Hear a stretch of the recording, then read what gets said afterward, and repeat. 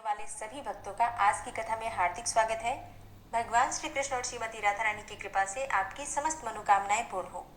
और आज की कथा में आप सुनेंगे गो प्रतार तीर्थ की महिमा और श्री राम जी के परम धाम गमन की कथा। सरयू और घाघरा के संगम में 10 कोटि सहस्त्र तथा 10 कोटि शत तीर्थ हैं। उस संगम के जल में स्नान करके एकाग्रचित्त होकर देवताओं और पितरों का तर्पण करें तथा अपनी शक्ति के अनुसार दान दें। फिर वैष्णव मंत्र से हवन करके पवित्र होवे। अमावस्या पूर्णिमा दोनों द्वादशी तिथि मतलब दोनों पक्षों की द्वादशी तिथि अयन और व्यतिपात योग आने पर संगम में किया हुआ स्नान विष्णुलोक प्रदान करने वाला है। विष्णु भक्त पुरुष भगवान विष्णु की पूजा करके उन्हीं की लीला कथा का श्रवण करते हुए विष्णु प्रीति कारक गीत वाद्य नृत्य तथा पुण्यमयी कथा वार्ता के द्वारा रात्रि में जागरण करें। तत्पश्चात प्रातःकाल विधि पूर्वक श्रद्धा से स्नान करके भगवान विष्णु का पूजन करें और ब्राह्मणों को यथाशक्ति सुवर्ण आदि दान करें। जो संगम पर श्रद्धा पूर्वक सुवर्ण अन्न और वस्त्र देता है वह उत्तम गति को प्राप्त होता है। संगम में स्नान करने वाला मनुष्य 7 पीढ़ी पूर्व की तथा 7 पीढ़ी भावी संतति इन सबको तार देता है। मतलब 7 पीढ़ी पहले की और 7 पीढ़ियां आने वाली वो भी तर जाती हैं अगर कोई भी मनुष्य अयोध्यापुरी में जाकर सरयू और घाघरा के संगम में स्नान करता है। और संगम के समीप ही एक दूसरा गोप्रतार नामक तीर्थ है। वह भी बड़े बड़े पातकों का नाश करने वाला है।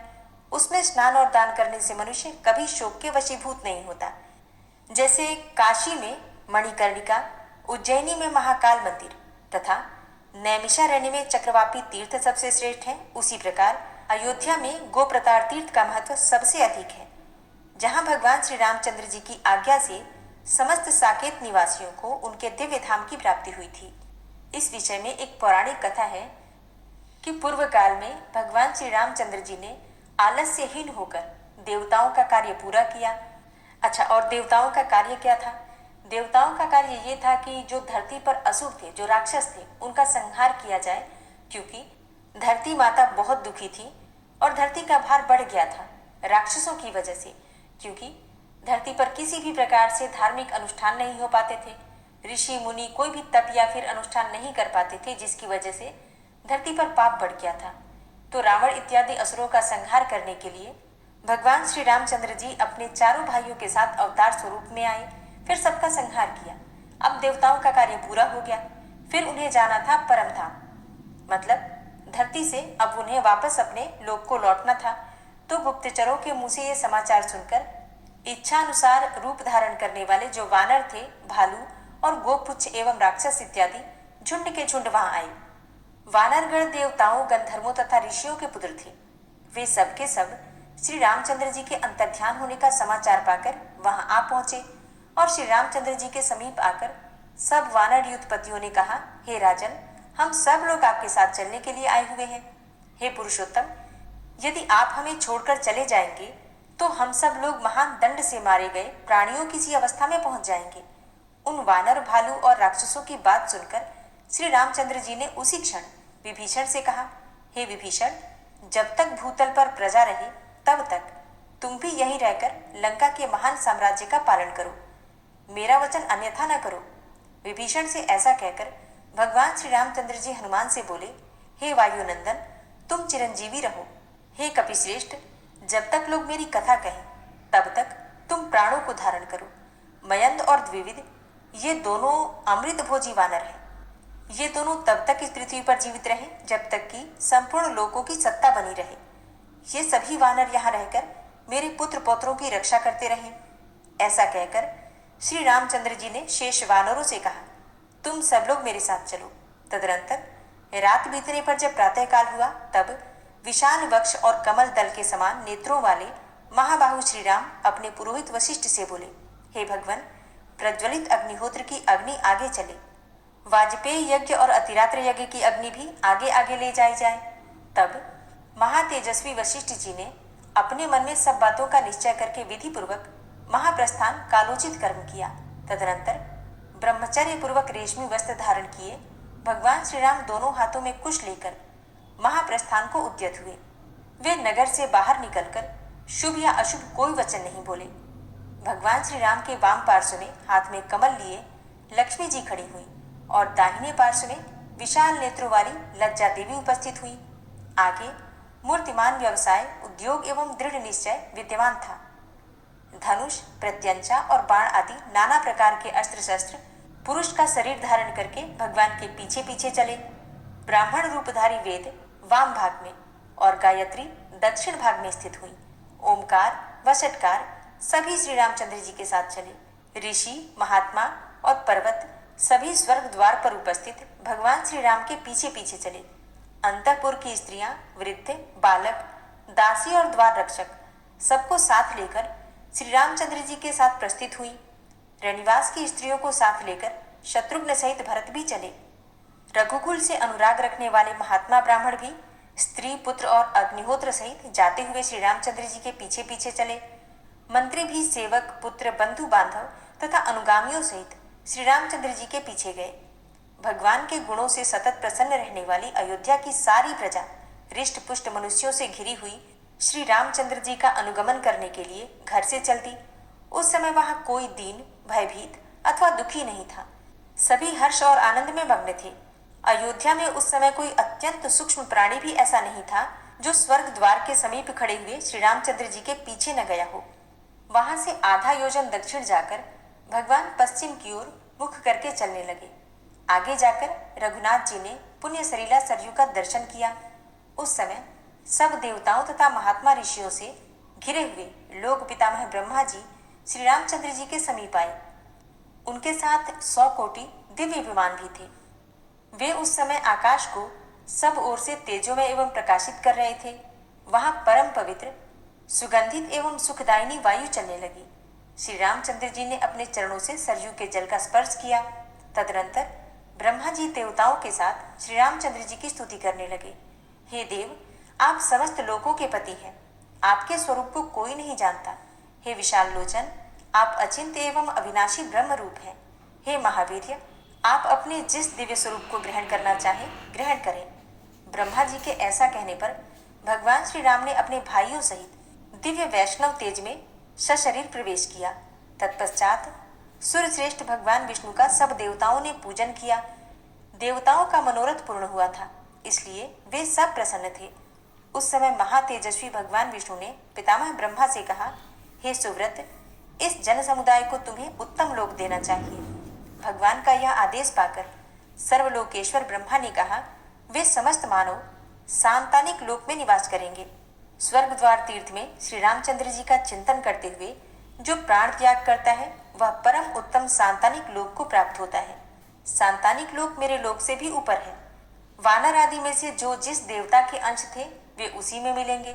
सूर्यपुत्र सुग्रीव सूर्य मंडल में चले जाएंगे। ऋषि, नाग और यक्ष सभी अपने अपने कारण को प्राप्त होंगे। देवेश्वर ब्रह्मा जी के ऐसा कहने पर गोप्रतार तीर्थ में उपस्थित जल सरयू को प्राप्त हुआ। तत्पश्चात वहां सरयू जल परिपूर्ण हो गया। फिर तो सबने जल में डुबकी लगाई और हर्षपूर्वक प्राण त्याग करके मनुष्य शरीर को त्याग दिया तथा विमानों पर बैठकर दिव्य लोक को प्रस्थान किया। पशु, पक्षी आदि की योनि में जो जीव थे वे भी सरयू में प्रवेश करके शरीर त्याग कर दिव्य रूपधारी हो गए। इसी प्रकार अन्य चराचर प्राणी भी उत्तम शरीर पाकर देवलोक अर्थात सांतानिक में गए। भगवान श्री राम देवताओं के साथ परम धाम को गए। अतः सबको तारने वाला वह तीर्थ गोप्रतार के नाम से प्रसिद्ध हुआ। गोप्रतार तीर्थ में उत्तम मोक्ष प्राप्त होता है। गोप्रतार तीर्थ में निस्संदेह भगवान विष्णु स्थित हैं। उसमें जो स्नान करता है वह निश्चय ही योगियों के लिए भी दुर्लभ परम धाम को प्राप्त होता है। जितेंद्रिय मनुष्यों को वहां विशेष रूप से कार्तिक की पूर्णिमा में स्नान करना चाहिए। नियम पूर्वक व्रत करने वाले श्रद्धालु पुरुषों को भगवान विष्णु के उद्देश्य से वहां स्नान पूर्वक ब्राह्मणों का विशेष रूप से पूजन करना चाहिए तथा श्रीहरि की प्राप्ति के लिए बड़ी भक्ति के साथ नाना प्रकार के अन्न, सुवर्ण और भांति भांति के वस्त्र दान करना चाहिए। इस प्रकार पुण्यात्मा पुरुष उत्तम विधि से गोप्रतार तीर्थ में यत्न पूर्वक स्नान करके आदर पूर्वक भगवान विष्णु की पूजा करने पर समस्त पाप ताप से रहित होकर उन्हीं के सायुज्य को प्राप्त होता है। जय श्री राम। आज की कथा का यहीं पर समापन करते हैं और इसके आगे का वृतांत आप कल की कथा में सुनेंगे। श्री राधा कृपा कटाक्ष स्तोत्र।